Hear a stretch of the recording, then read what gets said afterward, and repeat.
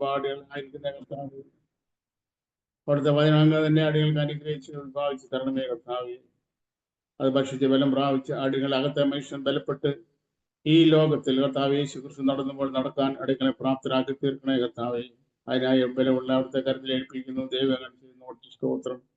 യേശു ക്രിസ്തുവിന്റെ നാമത്തിൽ അപേക്ഷിക്കുന്ന പിതാവേ. നമ്മള് ഉൽപ്പത്തി പുസ്തകം 22-ാം അധ്യായമാണ് ഇന്നലെ ചിന്തിച്ചത്. നമുക്ക് എല്ലാവർക്കും സുപരിചിതമായ ഒരു സംഭവമാണ് നമ്മൾ ഇന്നലെ ചിന്തിച്ചത്. അബ്രഹാം ഇസ്ഹാക്കിനെ യാഗം കഴിക്കുന്ന കാര്യം. അവിടെ നമ്മൾ അവസാനമായി ചിന്തിച്ച് പറഞ്ഞു വെച്ചത് ഇങ്ങനെയാണ്. നമ്മൾ ചിന്തിച്ചത് ഇങ്ങനെയാണ്: അബ്രഹാം ഇസ്ഹാക്കിനെ യാഗം കഴിച്ചത് അതൊരു ആരാധനയായിരുന്നു എന്ന് നമ്മൾ കാണുകയുണ്ടായി. അബ്രഹാം ബാല്യക്കാരോട് അങ്ങനെയാണ് പറഞ്ഞത്: നിങ്ങൾ ഇവിടെ നിൽപ്പീൻ, ഞാനും ബാലനും അത്രത്തോളം പോയി ആരാധന കഴിഞ്ഞ് മടങ്ങി വരാം. യാഗം കഴിഞ്ഞിട്ട് മടങ്ങി വരാം എന്നോട് പറഞ്ഞിരിക്കുന്നത്. ആരാധന കഴിഞ്ഞ് മടങ്ങി വരാം എന്നാണ്. അപ്പോൾ ആരാധന എന്ന് പറഞ്ഞാൽ യാഗമാണ്, അല്ലെങ്കിൽ യാഗം എന്ന് പറയുന്നത് ആരാധനയാണ് എന്ന് നമുക്ക് റോമാലേഖനം 12-ാം അധ്യായത്തിന്റെ 1-ാമത്തെ വാക്യത്തിൽ നാം ചിന്തിക്കുകയുണ്ടായി. അത് മാത്രമല്ല, അപ്പോസ്തല പ്രവൃത്തി വായിക്കുമ്പോൾ അവിടെ നമ്മൾ കാണുന്നത് ദൈവത്താൽ നമ്മുടെ പിതാക്കന്മാർക്ക് ലഭിച്ചതും നമ്മുടെ 12 ഗോത്രങ്ങളും രാപ്പകൽ ഇടപെടാതെ ശ്രദ്ധയോടുകൂടെ ആരാധിച്ചും കൊണ്ട് എത്തിപ്പിടിക്കാൻ ശ്രമിച്ചതുമായ വാക്യത്തിലുള്ള പ്രത്യാശ നിമിത്തമാകുന്നു രാജാവെ ഞാൻ ഇന്ന് വിസ്താരത്തിലായിരിക്കുന്നതെന്ന് അപ്പോസ്തലനായ പൗലോസ് തന്റെ വിസ്താര വേളയിൽ ഇങ്ങനെ പറയുകയുണ്ടായി. അപ്പോ രാപ്പകൽ ശ്രദ്ധയോടുകൂടെ ആരാധിച്ചുകൊണ്ട് എത്തിപ്പിടിക്കാൻ ശ്രമിച്ച വാസ്തവം അവിടെ നമ്മൾ കാണുന്ന രാത്രിയും പകലും ഇസ്രായേൽ ജനങ്ങളെല്ലാം യെരൂശലേം ദേവാലയത്തിൽ പോയിട്ട് ഇങ്ങനെ പ്രാർത്ഥിച്ച് പാടിയിരുന്നു എന്ന് ഉള്ളതിനേക്കാൾ അപ്പുറത്ത് ഇടതടവില്ലാതെ രാപ്പകൽ ഭേദമന്യേ അവിടെ ഒരു യാഗപീഠത്തിൽ യാഗം നടന്നിരുന്നു. ആ യാഗം ഒരു ആരാധനയായിരുന്നു. നമ്മളുടെ ജീവിതത്തിലും എന്താണ് ഈ യാഗം ആക്കേണ്ടതെന്ന് നമ്മൾ ചിന്തിച്ചു. നമ്മൾ സ്നേഹിക്കുന്നതിനെ യാഗമാക്കുന്നതാണ് ദൈവം പാലുള്ള ആരാധന നമ്മൾ കാണുകയുണ്ടായി. നാം സ്നേഹിക്കുന്നതിനെ യാഗം കഴിക്കുന്നതാണ് ആരാധന. അങ്ങനെ യാഗം കഴിക്കണമെങ്കിൽ യാഗപീഠം അത് വിശുദ്ധമായിരിക്കണം. അതാണ് യേശു ക്രിസ്തു പറഞ്ഞ കാര്യം നമ്മൾ ചിന്തിക്കുകയുണ്ടായി. യേശു ക്രിസ്തു യഹൂദന്മാരെ നോക്കി ഇപ്രകാരം പറഞ്ഞു: ഭോഷന്മാരെ, ഏതാണ് വലുത്, യാഗപീഠമാണോ വഴിപാടാണോ? വഴിപാടിനെ ശുദ്ധീകരിക്കുന്ന യാഗപീഠമാണ്. യാഗപീഠം വിശുദ്ധമല്ലെങ്കിൽ വഴിപാട് വിശുദ്ധമായി തീരത്തില്ല. വഴിപാട് ശുദ്ധീകരിക്കപ്പെടുന്നത് യാഗപീഠത്തിൽ വെച്ചിട്ടാണ്. അതുകൊണ്ട് യാഗപീഠം ശുദ്ധമായിരിക്കണം, അതിവിശുദ്ധമായിരിക്കണം എന്ന് നമ്മൾ കാണുകയുണ്ടായി. നമ്മളെ 22-ാം അധ്യായത്തിന്റെ 2-ാമത്തെ ഭാഗം, അബ്രഹാം ഈ ഇസ്ഹാക്കിനെ ബലി കഴിച്ചു. അക്ഷരീയമായി ഒരു ബലി കഴിക്കൽ അവിടെ നടന്നില്ല എന്ന് നമ്മൾക്ക് കാണാൻ കഴിയുന്നുണ്ട്. ഇസ്ഹാക്കിന് പകരം ഒരു ആട്ടുകൊറ്റനെയാണ് ബലി കഴിച്ചത്. എന്നാൽ അബ്രഹാമിനെ സംബന്ധിച്ചിടത്തോളം ഹൃദയം കൊണ്ട് ഇസ്ഹാക്കിനെ ബലി കഴിച്ചിരുന്നു. നമ്മളെ മനോഭാവങ്ങളാണ് നമ്മുടെ പ്രവൃത്തികളെക്കാൾ കൂടുതൽ ദൈവം നോക്കുന്നത്. നമ്മുടെ പ്രവൃത്തി എങ്ങനെ ഉണ്ട് എന്നുള്ളതല്ല, നേരെ മറിച്ച് നമ്മുടെ മനോഭാവം എങ്ങനെ ഇരിക്കുന്നു, നമ്മുടെ ആറ്റിറ്റ്യൂഡ്, നമ്മുടെ മനോഭാവം എങ്ങനെ ഇരിക്കുന്നു എന്നുള്ളതാണ് നമ്മൾ എന്ത് ചെയ്യുന്നു എന്നുള്ളത് ദൈവം വിലയിരുത്തുന്നത്. അപ്പോസ്തലനായ പൗലോസ് കൊരിന്ത്യർ ലേഖനത്തിൽ ഇങ്ങനെ പറയുണ്ടായല്ലോ, ന്യായവിസ്താരത്തിന് മുമ്പിൽ നിൽക്കുന്ന സമയത്തെ കുറിച്ച് താൻ ഇങ്ങനെ പറഞ്ഞു: ഓരോരുത്തരുടെ ഹൃദയത്തിന്റെ രഹസ്യങ്ങളെ ദൈവം വെളിപ്പെടുത്തി ന്യായം വിധിക്കുമെന്നൊരു ഭാഗത്ത് എഴുതിയിട്ടുണ്ട്. അപ്പൊ നമ്മുടെ ഹൃദയത്തിന്റെ രഹസ്യങ്ങളെ വെളിപ്പെടുത്തിയിട്ട് ന്യായം വിധിക്കുന്ന ഒരു ദൈവമാണ് നമ്മുടെ ദൈവം. ഞാൻ പറഞ്ഞൊരു താല്പര്യം, നമ്മൾ ഏത് പ്രവൃത്തി ചെയ്യുമ്പോഴും ആ പ്രവൃത്തിയുടെ പിന്നിലുള്ള നമ്മുടെ മനോഭാവമാണ് ദൈവം നോക്കുന്നത്. നമ്മുടെ പ്രവൃത്തി ചിലപ്പോ തെറ്റോ ശരിയോ നല്ലതോ തീയതോ എന്നുള്ളതിനേക്കാൾ ആ പ്രവൃത്തി അങ്ങനെ ചെയ്യാനുണ്ടായ കാരണം അതാണ് ദൈവം നോക്കുന്നത്. ഒരു പക്ഷേ പ്രവൃത്തി അതിൽ തന്നെ സക്സസ് ആയിക്കോണമെന്നില്ല, അല്ലെങ്കിൽ പ്രവൃത്തി അതിൽ തന്നെ പ്രഥമ ദൃഷ്ടിയ മനുഷ്യന്റെ മുമ്പിൽ, അല്ലെ പ്രഥമ ദൃഷ്ടിയ നമ്മൾക്ക് തന്നെ അത് ശരിയായില്ല എന്ന് തോന്നുന്ന പ്രവൃത്തിയായിരിക്കും.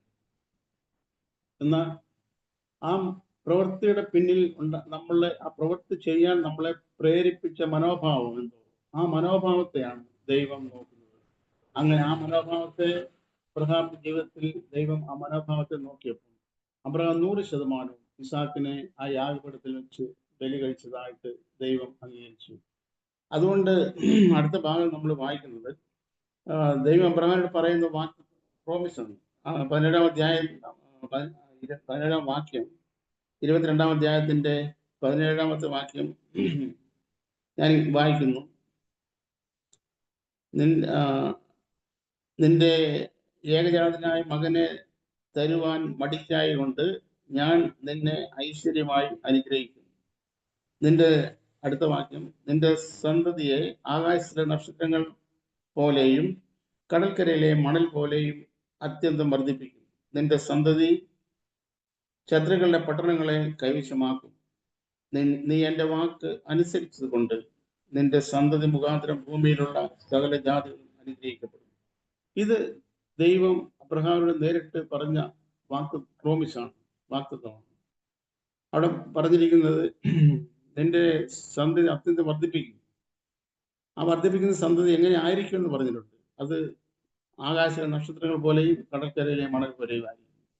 ആകാശ നക്ഷത്രം എന്ന് പറഞ്ഞാൽ യഥാർത്ഥ ശരിക്കും ആത്മീയമായിട്ട് ചിന്തിക്കുമ്പോൾ ആകാശ നക്ഷത്രം എന്ന് പറഞ്ഞാൽ യേശുക്രിസ്തുവിന്റെ രക്തത്താൽ വിശുദ്ധീകരിക്കപ്പെട്ട് യേശുക്രിസ്തുവിലെ വിശ്വാസത്താൽ നീതീകരിക്കപ്പെട്ട് ദൈവത്തിന്റെ കൽപ്പന അനുസരിച്ച് ദൈവ വഴിയിൽ നടക്കാൻ മനസ്സ് വെച്ച് ആ വഴിയിൽ മാത്രം നടക്കുന്നവരെ സംബന്ധിച്ച് അവര് ഈ ലോക ജീവിതത്തിന്റെ അപ്പുറത്തേക്ക് അവർ കടന്നു പോകുമ്പോൾ അവർ നക്ഷത്രങ്ങളെ പോലെ ആയിരിക്കും എന്ന് ദൈവവചനത്തിൽ നമുക്ക് ഗ്രഹിക്കാൻ കഴിയുന്നുണ്ട്.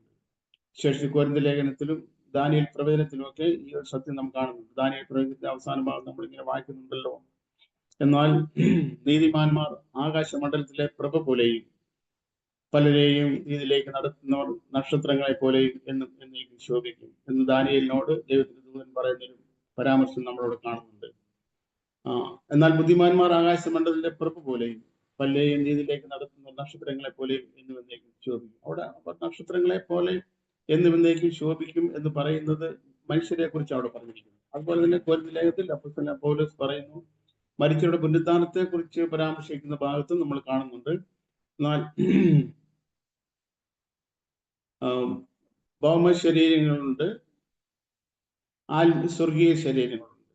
സ്വർഗീയ ശരീരങ്ങളുടെ തേജസ് വേറെ, ഭൗമ ശരീരങ്ങളുടെ തേജസ് വേറെ. രണ്ടോടെ പറഞ്ഞിരിക്കുന്നത് സൂര്യന്റെ തേജസ്, സൂര്യൻ ഒരു നക്ഷത്രമാണല്ലോ, നമുക്കറിയാമല്ലോ, സൂര്യൻ നക്ഷത്രമാണ്. സൂര്യന്റെ തേജസ് വേറെ, ചന്ദ്രന്റെ തേജസ് വേറെ, നക്ഷത്രങ്ങളുടെ തേജസ് വേറെ.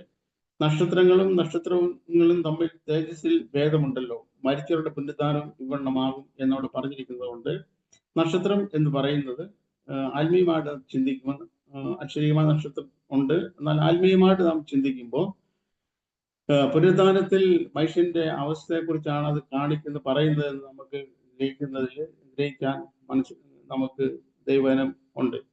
ഇപ്പോ ഇവിടെ ദൈവം അബ്രഹാമിനോട് പറയുന്നത് നിന്റെ സന്തതി ആകാശ നക്ഷത്രങ്ങളെ പോലെയാകും, പിന്നെ കടൽക്കരയിലെ മണൽ പോലെ. അപ്പൊ ഈ ആകാശത്തിലെ നക്ഷത്രവും കടൽക്കരയിലെ മണലും തമ്മിൽ ഭയങ്കര വ്യത്യാസമുണ്ട്. കടൽക്കരയിലെ മണൽ എന്ന് പറയുന്നത് ആർക്കും ഇങ്ങനെ നമ്മൾ കടൽക്കരയിലൊക്കെ പോയിട്ടുള്ളത് നമുക്കറിയാം. നമ്മളിങ്ങനെ ചവിട്ടി മെതിച്ച് പിള്ളേരും എല്ലാവരും മൃഗങ്ങളും ഒക്കെ ചവിട്ടി മെതിച്ച് നടക്കുന്ന കടൽക്കരയിലെ മണൽ. എന്നാൽ ആകാശത്തിലെ നക്ഷത്രം എന്ന് പറഞ്ഞാൽ മനുഷ്യന് എത്രയോ കോടിക്കണക്കിന് കിലോമീറ്റർ അകലെ നോക്കുക അല്ലാതെ അതിനെ തൊടാനോ അടുത്ത് പോകാനോ ഒന്നും പറ്റത്തില്ല. എന്ന് മാത്രമല്ല, നക്ഷത്രങ്ങൾക്ക് സ്വയം പ്രകാശമുള്ളതാണ്. നക്ഷത്രം സ്വയം പ്രകാശിക്കുന്നതാണ്. അത് സൂര്യന്റെ വെട്ടം പോലും വെളിച്ചം പോലും നമുക്കറിയാമല്ലോ. 8 സെക്കൻഡ് കൊണ്ട് ഭൂമിയിൽ പതിക്കുന്ന സൂര്യന്റെ വെളിച്ചം എത്രയോ അത്ഭുതകരമായ വെളിച്ചമാണ് സൂര്യനുള്ളത്. അതുപോലെ നക്ഷത്രങ്ങൾ സ്വയം പ്രകാശിക്കുന്നതാണ്. ദൈവം പറഞ്ഞു, നിന്റെ സന്തതി ഈ വണ്ണം ആകും, ആകാശ നക്ഷത്രം പോലെയാകും. ഇത് മാത്രമല്ല, 18-ാമത്തെ വാക്യം നമ്മൾ വായിക്കുന്നത്, നീ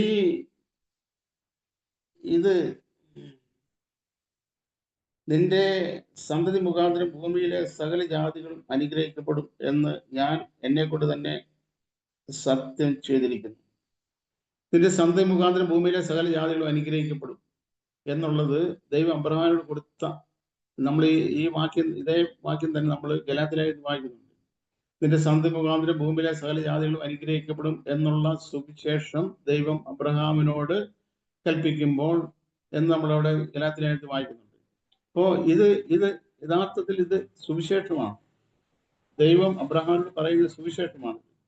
ആ സുവിശേഷം ഇതാണ്: നിന്റെ സന്തതി മുഖാന്തരം, അഥവാ കർത്താവ് യേശു ക്രിസ്തുവാണ് അബ്രഹാമിന്റെ സന്തതി എന്ന് നമ്മൾ ഗലാത്യലേഖനത്തിൽ വായിക്കുന്നുണ്ട്. നിന്റെ ആ സന്തതി മുഖാന്തരം, അഥവാ കർത്താവ് യേശു ക്രിസ്തു മുഖാന്തരം ഭൂമിയിലുള്ള സകല ജാതികളും അനുഗ്രഹിക്കപ്പെടും. അത് യഹൂദന്മാർ മാത്രമല്ല, ഇസ്രായേലിൽ മാത്രമല്ല, ഭൂമിയിലുള്ള സകല ജാതികളും, ഏത് ജാതികളിൽപ്പെട്ടവരും അബ്രഹാമിന്റെ വിശ്വാസം ഉള്ള വിശ്വാസികളായിരിക്കുന്ന ഏത് ജാതിയിൽപ്പെട്ടവനും ഈ യേശുക്രിസ്തു മുഖാന്തരം ദൈവത്താൽ അനുഗ്രഹിക്കപ്പെടുകയും ദൈവം അവനെ കൈക്കൊള്ളുകയും അനുഗ്രഹിക്കപ്പെട്ട അവസ്ഥയിലേക്ക് ദൈവം അവനെ രൂപാന്തരപ്പെടുത്തുകയും ചെയ്യും എന്ന സത്യമാണ് നമ്മൾ കാണുന്നത്. ഈ അനുഗ്രഹം നമ്മൾ അബ്രഹാമിന്റെ അനുഗ്രഹം എന്നൊക്കെ നമ്മൾ പെട്ടെന്ന് കാണുമ്പോൾ, ചിന്തിക്കുമ്പോൾ ഭൗതികമായ തലത്തിലേക്ക് ഒരുപക്ഷെ നമ്മുടെ ചിന്ത മാറിപ്പോകാൻ സാധ്യതയുണ്ട്. എന്നാൽ അബ്രഹാമിന്റെ ഭൗതികമായ നന്മകൾ, അനുഗ്രഹങ്ങൾ ഒന്നും ദൈവം കൊടുത്തില്ല എന്നല്ല, ദൈവം കൊടുത്തിരുന്നു. അക്ഷരിക ഇസ്രായേലിന്റെ എല്ലാ അനുഗ്രഹങ്ങളും ഭൗതികമായിരുന്നു. അങ്ങനെ ഭൗതികമായ അനുഗ്രഹങ്ങൾ അക്ഷരിക ഇസ്രായേലിന് ദൈവം കൊടുക്കാനുണ്ടായ കാരണം പോലും എന്താണെന്ന് ദാവീദ് മുഖാന്തരം 105-ാം സങ്കീർത്തനത്തിന്റെ അവസാനത്തെ 2 വാക്യങ്ങൾ നമ്മൾ കാണുന്നുണ്ട്. അതിന്റെ 44-45 വാക്യങ്ങൾ, സങ്കീർത്തനത്തിന്റെ 105-ാം സങ്കീർത്തനത്തിന്റെ 44-45 വാക്യങ്ങളിൽ ദൈവം എന്തിനാണ് അക്ഷരിക ഇസ്രായേലിന് അക്ഷരികമായ അനുഗ്രഹങ്ങൾ കൊടുത്തത് എന്നവിടെ എഴുതിയിരിക്കുന്നു. ആ കൊടുത്തത് ദൈവത്തിന്റെ ന്യായപ്രമാണം അവരനുസരിക്കേണ്ടതിന് വേണ്ടിയായിരുന്നു ഇത് കൊടുത്തതെന്നാണ് അവിടെ എഴുതിയിരിക്കുന്നത്. അപ്പൊ ദൈവത്തിന്റെ ന്യായപ്രമാണങ്ങൾ അവരനുസരിക്കാൻ വേണ്ടി ഭൗതികമായ അനുഗ്രഹങ്ങൾ ദൈവം അവർക്ക് കൊടുത്തിരുന്നു. എന്നാൽ ഇന്ന് കാര്യം നേരെ തിരിച്ചാണ്. ഇന്ന് ഭൗതികമായ യാതൊരു പുതിയ ദൈവമക്കൾക്ക്, പുതിയ നിയമത്തിലെ ദൈവജനത്തിൽ ദൈവമക്കൾക്ക് ഭൗതികമായ യാതൊരു വിധമായ കാര്യങ്ങളെയും പരാമർശിക്കുന്നതായിട്ട് നാം കാണുന്നില്ല. അത് ഏറ്റവും അധികമായിട്ട് അല്ലെങ്കിൽ ഏറ്റവും മാക്സിമം അതിന്റെ ലെവല് എന്ന് പറയുന്നത് നമ്മുടെ കർത്താവ് യേശു ക്രിസ്തു അരുളി ചെയ്തതാണ്. കർത്താവ് യേശു ക്രിസ്തു പറയുണ്ടായി, ഇങ്ങനെ യേശു പറഞ്ഞു, ആകയാൽ എന്ത് തിന്നും എന്ന് ജീവനായിക്കൊണ്ടും എന്ത് ഉടുക്കും എന്ന് ശരീരത്തിനായിക്കൊണ്ടും ചിന്തിക്കരുത്. എന്നിട്ട് പറഞ്ഞു, ഇതൊക്കെ ചിന്തിക്കുന്നവരുണ്ട്, ലോകജാതികൾ ഇതൊക്കെയും ചിന്തിക്കുന്നു, അന്വേഷിക്കുന്നു. നിങ്ങൾക്കോ ഇതെല്ലാം ആവശ്യമാണെന്ന് പിതാവ് അറിയുന്നു. മുന്നമേ അവന്റെ രാജ്യവും നീതി അന്വേഷിപ്പീൻ, അതോടെ ഇതൊക്കെ നിങ്ങൾക്ക് ലഭിക്കും എന്നാണ് യേശു വാഗ്ദത്തം ചെയ്തിരിക്കുന്നത്. ഇപ്പൊ യേശു ക്രിസ്തുവിന്റെ ഈ ലോകത്തിലെ ഭൗതികമായ വാഗ്ദത്തം, യേശു ക്രിസ്തു പറഞ്ഞ വാഗ്ദത്തത്തിന്റെ മാക്സിമം ലെവൽ അതാണ്. എന്നുവെച്ചാൽ ഉണ്ണാനും ഉടുക്കാനുള്ളതെല്ലാം നമ്മൾ അത് അന്വേഷിക്കേണ്ട ആവശ്യമില്ല. നേരെ മറിച്ച് ദൈവത്തിന്റെ നീതിയും ദൈവരാജ്യവും അന്വേഷിക്കുന്നവർക്ക് ഇതെല്ലാം ഈ ലോകത്തിലെ ജീവിതത്തിന് ആവശ്യമാണെന്ന് പിതാവ് അറിയുന്നത് കൊണ്ട് പിതാവ് നിശ്ചയമായും അതെല്ലാം നൽകി തരും എന്ന് യേശു പറയുണ്ടായി, അരുളി ചെയ്യുണ്ടായി. ഈ ആകാശം ഭൂമി മാറിപ്പോയാലും അതിന് മാറ്റമില്ല. അതുകൊണ്ട് ഈ ലോകത്തിലുള്ള മറ്റ് ജാതികളെ പോലെയല്ല ദൈവമക്കൾക്ക് ദൈവം ഈ കാലത്ത് ഈ പുതിയ പ്രമാണത്തിൽ ദൈവം വാഗ്ദത്തം ചെയ്തിരിക്കുന്ന ഈ ലോകത്തിന്റെ കാര്യങ്ങള് ഉണ്ണാനും ഉടുക്കാനും ഉള്ളത് നമുക്ക് തരുമെന്നുള്ളതാണ്. അതിനപ്പുറത്തേക്കുള്ള കാര്യങ്ങളൊന്നും നമ്മുടെ ദൈവത്തിന്റെ വെളിച്ചത്തിൽ നമുക്ക് നമുക്ക് ഡിമാൻഡ് ചെയ്യാൻ പറ്റത്തില്ല. എന്നാൽ ഈ ഭൗതികമായ ലോകത്തിൽ ജീവിക്കുന്ന എല്ലാ സമയത്തും ഭൗതികമായ താല്പര്യങ്ങളിൽ മനസ്സ് വ്യാപൃതമായിരിക്കുന്ന ആളുകളെ സംബന്ധിച്ചിടത്തോളം അവരുടെ നോട്ടവും അന്വേഷണവും പരതലും എല്ലാം ഈ ലോകത്തിലുള്ള കാര്യങ്ങൾ തന്നെ ആയിരിക്കും. അതുകൊണ്ടാണ് ദൈവത്തിന്റെ വചനത്തിൽ അപ്പോസ്തലനായ പൗലോസ് പറയുന്നത്, നിങ്ങൾ മരിച്ചു നിങ്ങളുടെ ജീവൻ ദൈവത്തോടുകൂടി ക്രിസ്തുവിനോട് ദൈവത്തിൽ മറഞ്ഞിരിക്കും. നമ്മുടെ ജീവനായ ക്രിസ്തു വെളിപ്പെടും, നാം അവനോടുള്ള തേജസ്സിൽ വെളിപ്പെടും. അല്ല, അങ്ങനെ യേശു ക്രിസ്തുവിനോട് മരിച്ചവരായിരിക്കുന്ന നമ്മൾ അന്വേഷിക്കേണ്ടത് ഈ ലോകത്തിലെ കാര്യങ്ങളല്ല. നിങ്ങളെ ഉയരത്തിലുള്ള അന്വേഷിപ്പീൻ, ഭൂമിയിലുള്ളതല്ല ഉയരത്തിലുള്ള തന്നെ ചിന്തിപ്പീൻ എന്ന് അപ്പോസ്തലനായ പൗലോസ് എഴുതിയുണ്ടായി. അപ്പൊ നമ്മുടെ ചിന്തകളും നമ്മുടെ അന്വേഷണങ്ങളും എല്ലാം ഈ ലോകത്തിലുള്ള യാതൊരു കാര്യവും ആയിരിക്കരുത് എന്ന് ദൈവത്തിന്റെ വചനം നമ്മളോട് അനുശാസിക്കുന്നുണ്ട്. നമ്മൾ അത് അന്വേഷിക്കേണ്ടവരല്ല. നമ്മുടെ യാതൊരു കാര്യം നമ്മൾ അന്വേഷിക്കേണ്ട ആവശ്യമില്ല. ലോകജാതികൾ ഉണ്ണാൻ കൊടുക്കാനുള്ളത് പോലെ ലോകജാതികളാണ് അന്വേഷിക്കുന്നത്. നമ്മൾക്ക് അത് അന്വേഷിക്കേണ്ട ആവശ്യമില്ല. പിതാവ് ഇതെല്ലാം നമുക്ക് തരും. എന്നാൽ അക്ഷരീയ ഇസ്രായേലിന് ദൈവം ഈ എല്ലാ നന്മകളും അനുഗ്രഹങ്ങളും എല്ലാം കൊടുത്തിരുന്നു. അതിന്റെ കാരണം എന്താണെന്ന് 105 സങ്കീർത്തനത്തിൽ 44-45 വാക്യങ്ങളിൽ നാം വളരെ വ്യക്തമായിട്ട് ദൈവത്തിന്റെ പരിശുദ്ധാത്മാവ് രേഖപ്പെടുത്തിയിട്ടുണ്ട്. അത് നമ്മൾ അങ്ങനെ അവിടെ നമ്മൾ കാണുന്നുണ്ട്. ഈ നിന്റെ സന്തതി മുഖാന്തരം 18 22:18 നിന്റെ സന്തതി മുഖാന്തരം ഭൂമിയിലെ സകല ജാതികളും അനുഗ്രഹിക്കപ്പെടും. അത് സുവിശേഷത്തിന്റെ പ്രഖ്യാപനമായിരുന്നു അബ്രഹാമിനോട് ദൈവം ചെയ്തത്. അതിനുശേഷം 19 അധ്യായത്തിലേക്ക് നമ്മൾ 19 വാക്യം നമ്മൾ വായിക്കുമ്പോൾ, പിന്നെ അബ്രഹാം ബാല്യക്കാരുടെ അടുക്കൽ മടങ്ങി വന്നു. അവർ ഒന്നിച്ച് പുറപ്പെട്ടു ബേർശേബയിലേക്ക് പോന്നു. അബ്രഹാം ബേർശേബയിൽ പാർത്തു. ഈ അബ്രഹാം മോനെ കൊണ്ട് ഞാൻ കഴിക്കാൻ പോയപ്പോൾ ബാല്യക്കാരോടൊരു കാര്യം പറഞ്ഞായിരുന്നു, ഞങ്ങൾ മടങ്ങി വരാം, ഞാനും മകനും അത്രത്തോളം പോയി ആരാധന കഴിഞ്ഞ് മടങ്ങി വരാം. ഞാനും മോനും കൂടെ അവിടെ വരെ പോയിട്ട് മോനെ അവിടെ ഞാൻ കഴിച്ചിട്ട് ഞാൻ തന്നെ മടങ്ങി വരും എന്നല്ല അബ്രഹാം പറഞ്ഞത്, ഞങ്ങൾ മടങ്ങി വരും എന്നാണ് പറഞ്ഞത്. അതുപോലെ അബ്രഹാമും ഇസാക്കും ഈ ബാല്യക്കാരുടെ അടുത്ത് മടങ്ങി വന്നു. അവര് ഒരുമിച്ച് ബേർശേബയിലേക്ക് പോയി എന്ന് ഇവിടെ രേഖപ്പെടുത്തിയിരിക്കുന്നു. 23 അധ്യായത്തിലേക്ക് നമ്മൾ വരുമ്പോൾ 23 അധ്യായത്തിന്റെ 1-ാമത്തെ വാക്യം ഇങ്ങനെ എഴുതിയിരിക്കുന്നു, സാറായിക്ക് 127 വയസ്സ് ആയിരുന്നു. ഇത് സാറായുടെ ആയുഷ്കാലം. സാറ കനാൻ ദേശത്ത് ഹെബ്രോൻ എന്ന കിര്യാത്ത് അർബയിൽ വെച്ച് മരിച്ചു. ഈ ബൈബിളിൽ രേഖപ്പെടുത്തിയിരിക്കുന്ന സ്ത്രീകളുടെ ആയുസ് രേഖപ്പെടുത്തിയിരിക്കുന്ന ഒരേ ഒരു വ്യക്തി സാറയാണ്. സാറയുടെ ആയുഷ്കാലം സ്ത്രീകളിൽ സാറയുടെ ആയുഷ്കാലം മാത്രമേ ബൈബിളിൽ രേഖപ്പെടുത്തിയിട്ടുള്ളൂ, 127 സംവത്സരം എന്ന്. ഈ സാറ മരിച്ചതിന് ശേഷവും അബ്രഹാം ഏകദേശം 38 വർഷം ജീവിച്ചിരുന്നു എന്ന് നമുക്ക് കണക്കുകൾ വെച്ച് നമുക്ക് മനസ്സിലാക്കാൻ കഴിയും. കാരണം അബ്രഹാമിന്റെ ആയുഷ്കാലം 175 സംവത്സരമായിരുന്നു. അബ്രഹാം സാറയേക്കാൾ 10 വയസ്സ് മൂത്ത പ്രായം അധികമുള്ള ആളായിരുന്നു. അപ്പോ സാറ മരിച്ച ശേഷവും അബ്രഹാം 38 വർഷം ജീവിച്ചു. സാറായെ മക്കപേല ഗുഹയിൽ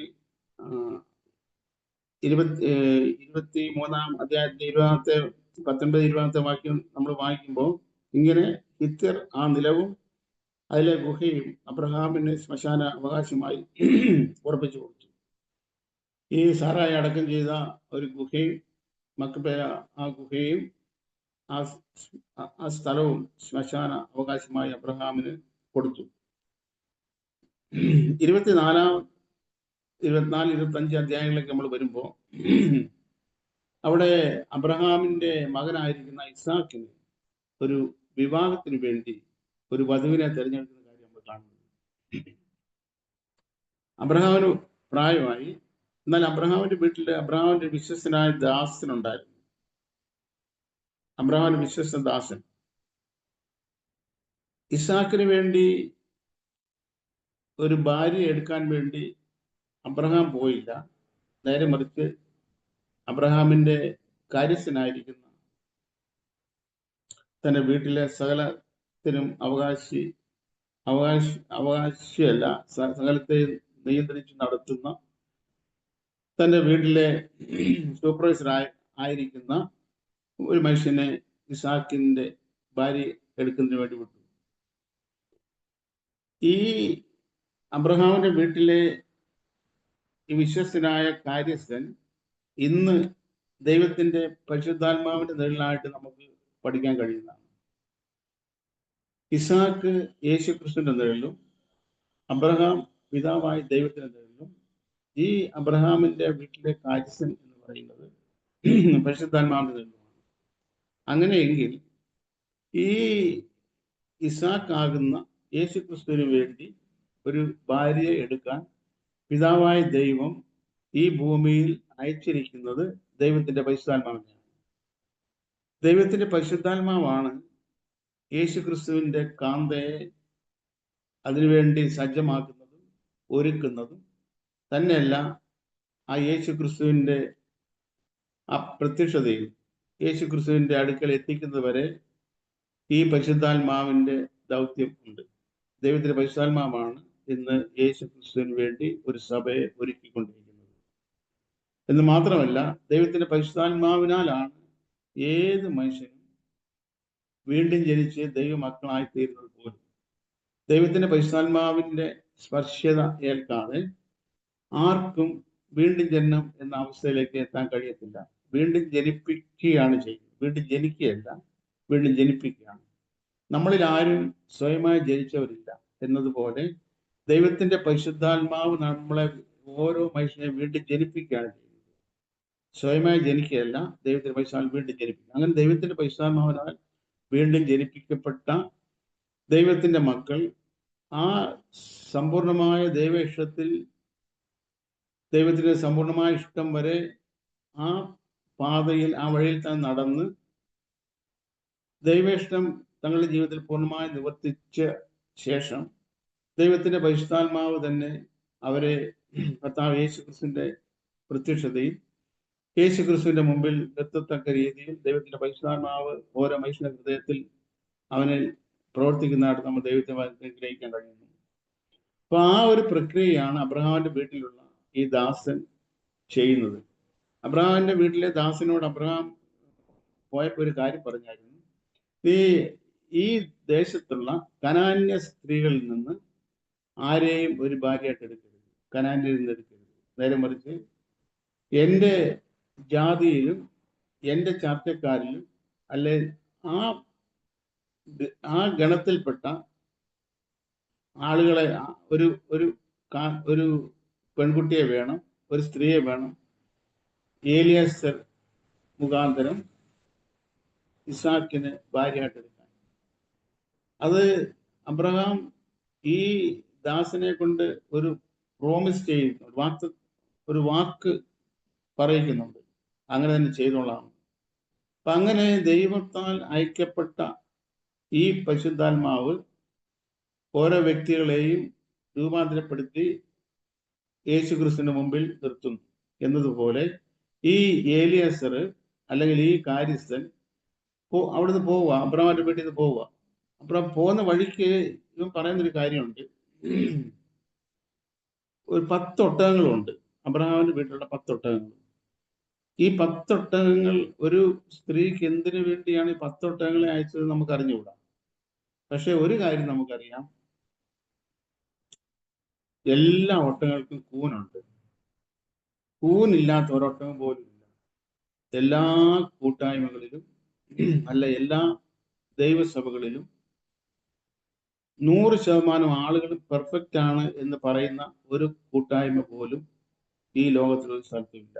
അങ്ങനെ ഉണ്ടെങ്കിൽ നിങ്ങളും നമ്മളൊക്കെ എന്നേ അവിടെയൊക്കെ എത്തിപ്പെട്ടേനെ, അല്ലെ പോയേനെ.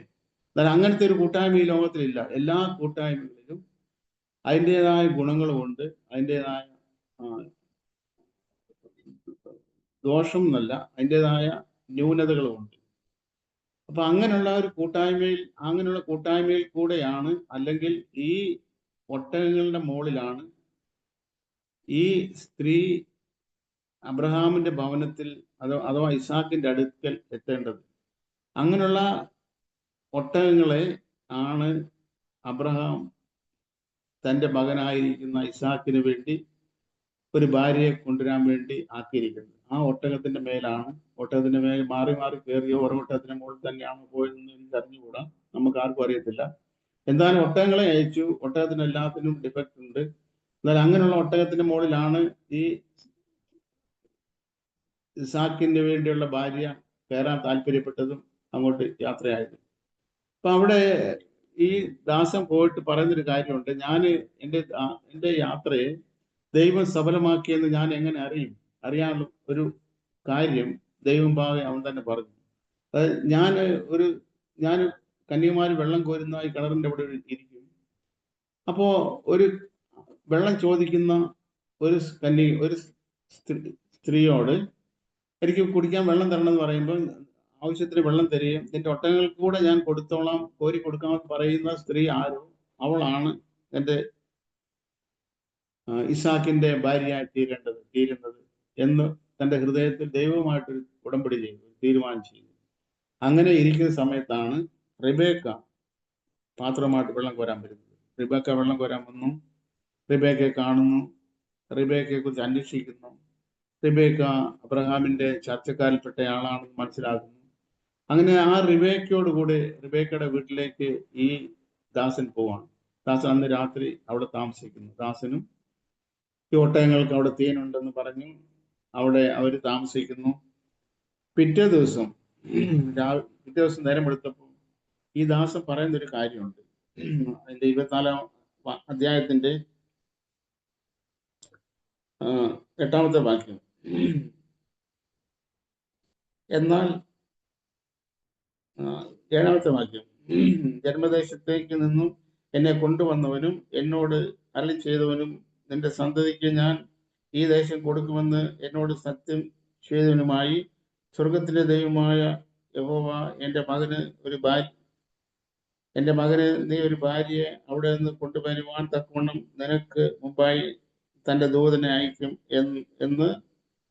എന്നാൽ സ്ത്രീക്ക് നിന്നോടുകൂടെ വരുവാൻ മനസ്സില്ലെങ്കിൽ നീ ഈ സത്യത്തിൽ നിന്ന് ഒഴിഞ്ഞിരിക്കും. 24-ാം അധ്യായത്തിന്റെ 8-ാമത്തെ വാക്യമാണ്. അവിടെ പറഞ്ഞിരിക്കുന്നു, സ്ത്രീക്ക് നിന്നോട് കൂടെ വരാൻ മനസ്സില്ലെങ്കിൽ ലോകത്തിലുള്ള എല്ലാ ദൈവമക്കൾക്കും ദൈവത്തിന്റെ പരിശുദ്ധാത്മാവിനെ മാത്രം അനുസരിച്ച് നടക്കണമെന്നുള്ള നിർബന്ധ ബുദ്ധി ഉള്ളവരല്ല എന്ന സത്യം നമുക്ക് ഗ്രഹിക്കാൻ കഴിയും. അത് 1-ാം നൂറ്റാണ്ട് മുതൽ ഈ കാലത്തും വളരെ സത്യമായ കാര്യമാണ്. ദൈവമക്കളായി തീർന്നു. ഇനി അവരുടെ ജീവിതം അവർക്ക് ഇഷ്ടം പോലെ ജീവിക്കാം എന്നുള്ള ഒരു വ്യാജ കൃപയെക്കുറിച്ച് വളരെ ശക്തിയോടെ പ്രസംഗിക്കുന്ന ഒരു കാലത്തിലാണ് നമ്മൾ വന്നെത്തിയിരിക്കുന്നത്. എന്നാൽ യഥാർത്ഥത്തിൽ ദൈവകൃപ എന്ന് പറയുന്നത് ദൈവമക്കളായി തീർന്നതിന് ശേഷം അവർക്ക് ഇഷ്ടം പോലെ ജീവിക്കാൻ അനുവാദം കൊടുക്കുന്ന ഒരു കൃപയല്ല ദൈവത്തിന്റെ കൃപ. എന്ന് പറഞ്ഞ പോലെ ഇവിടെ പറഞ്ഞിരിക്കുന്നു, അത് ഈ സ്ത്രീക്ക് തൻ്റെ കൂടെ പോരാൻ മനസ്സില്ലെങ്കിൽ ദൈവത്തിന്റെ പരിശുദ്ധാത്മാവിനെ അനുസരിച്ച് നടക്കാൻ ആർക്കാണോ താല്പര്യമുള്ളത് അവർക്ക് മാത്രമേ ഈ ഇസാക്കിന്റെ അഥവാ കർത്താവ് യേശു ക്രിസ്തുവിന്റെ കാന്തയായി തീരാൻ കഴിയത്തുള്ളൂ. സ്വന്തം ഇഷ്ടപ്രകാരം ജീവിച്ച് സ്വന്തം വഴിയിൽ നടന്ന് യേശു ക്രിസ്തുവിന്റെ കാന്തയായി തീരാൻ ആർക്കും ഒരിക്കലും കഴിയുന്നതല്ല. നമ്മുടെ വിളി എന്ന് പറയുന്നത് എല്ലാ സമയത്തും ദൈവത്തിന്റെ പരിശുദ്ധാത്മാ നാം വീട്ടിൽ ജനിച്ചു രക്ഷിക്കപ്പെട്ടു എന്നൊക്കെ പറയുമ്പോൾ വളരെ വഞ്ചിക്കപ്പെടാൻ സാധ്യതയുള്ള ഒരു പോയിന്റിലാണ് നാം നിൽക്കുന്നത്. വേറൊന്നുമല്ല, നമ്മളെ ദൈവം രക്ഷിച്ചു, നമ്മളെ വീണ്ടെടുത്തു എന്നെല്ലാം പറയുമ്പോൾ അതിന്റെ പെർഫെക്ഷൻ നാം എത്തിയെന്ന് ഒരിക്കലും ധരിക്കരുത്. അതിനുവേണ്ടിയുള്ള ഒരു സാധ്യത ദൈവം നമ്മുടെ ജീവിതത്തിൽ തന്നു. ഒരു പട്ടാളത്തിൽ ചേരുന്ന പോലെ, അല്ലെ ഒരു ഓട്ട മത്സരത്തിൽ നമുക്ക് ഓട്ട മത്സരത്തിൽ ഓടാൻ യോഗ്യത ഒന്നുമില്ലാതിരുന്നിട്ടും ആ ഓട്ട മത്സരത്തിൽ ഓടാനുള്ള ഒരു അവസരം ദൈവത്തിന്റെ കൃപയാൽ ദൈവം നമുക്ക് തന്നു. ഇനി ആ ഓട്ട മത്സരത്തിൽ ഓടുക എന്നുള്ളത് നമ്മുടെ ഭാഗത്തെ കർത്തവ്യമാണ്, നമ്മുടെ ഉത്തരവാദിത്തമാണ്. ആ ഓട്ടം വളരെ സ്ഥിരതയോടെ വളരെ താല്പര്യത്തോടെ പ്രാപിക്കാൻ തക്കവണ്ണം നാം ഓടുന്നവരായിരിക്കണം. അല്ലാതെ ഒരിക്കൽ രക്ഷിക്കപ്പെട്ടു എന്നുള്ളത് കൊണ്ട് ദൈവം ഒരു വെട്ടിലായിപ്പോയി, ദൈവം ഒരു കുടുക്കിലായിപ്പോയി. കാരണം നമ്മളെ രക്ഷിച്ചു, ഇനിയിപ്പോ നമ്മളെ മാറ്റിക്കളയാനും പറ്റത്തില്ല, അല്ലെങ്കിൽ നമ്മൾ എങ്ങനെ ജീവിച്ചാലും കുഴപ്പമില്ല എന്നെല്ലാമുള്ള ഒരു ധാരണ ഒരു പക്ഷേ എവിടെയെങ്കിലും നമ്മുടെ ജീവിതത്തിൽ ഉണ്ടാകാൻ സാധ്യതയുണ്ട്. എന്നാൽ ദൈവത്തിന്റെ വചനം അങ്ങനല്ല പറയുന്നത്. ദൈവത്തിന്റെ വചനം പറയുന്നത് ഏത് സമയത്തും വീണു പോകാൻ സാധ്യതയുണ്ട്. ആ സാധ്യത മുന്നിൽ കണ്ടുകൊണ്ട് ഒരിക്കലും വീഴാതെ നമ്മളെ നിർത്താൻ പ്രാപ്തിയുള്ള ദൈവത്തിന്റെ ബലമുള്ള കരങ്ങളിൽ നമ്മളെ തന്നെ സമർപ്പിച്ചുകൊണ്ട്, ദൈവത്തിന്റെ വാക്തത്വം ഇങ്ങനെ ഉണ്ടല്ലോ, വീഴാതെ മണ്ഡലങ്ങളെ സൂക്ഷിച്ച് അവന്റെ മഹിമാസന്നിധിയിൽ ആനന്ദത്തോടെ കളങ്കമില്ലാത്തവരാ നിർത്തുവാൻ കഴിയുന്നു. ദൈവത്തിന് അതിന് കഴിവുണ്ട്. ദൈവം നമ്മളെ വിളിച്ചത് അതിനുവേണ്ടിയാണ്. അപ്പൊ അതുകൊണ്ട് ഈ സ്ത്രീക്ക് ഈ അബ്രഹാമിന്റെ വിശ്വസ്ത ദാസനോട് കൂടെ പോകാൻ മനസ്സില്ല എങ്കിൽ അവൻ ഈ സത്യത്തിൽ നിന്ന് ഒഴിഞ്ഞിരിക്കും. അല്ല, ഈ ദാസനോട് കൂടെ പോകാൻ ഞാൻ തയ്യാറാണ്, താല്പര്യമാണ് എങ്കിൽ, അതുമായി ദൈവത്തിന്റെ പരിശുദ്ധാത്മാവിന് അനുസരിച്ച് ആത്മാവിനോട് കൂടെ ഈ ലോകത്തിൽ നടപ്പാൻ താല്പര്യമാണെങ്കിൽ നിശ്ചയമായും ഇസാക്കിന്റെ ഭാര്യയായ റിബേക്ക തീർന്നതുപോലെ കർത്താവ് യേശു ക്രിസ്തുവിന്റെ കാന്തയായി തീരുവാൻ നമുക്കും അവസരമുണ്ട്. അതിനുവേണ്ടി ദൈവം നമ്മളെല്ലാവരെയും സമൃദ്ധിയായി അനുഗ്രഹിക്കുമാറാകട്ടെ. ആമേൻ. ആരെങ്കിലും ഒരാൾ പ്രാർത്ഥിക്കുമോ?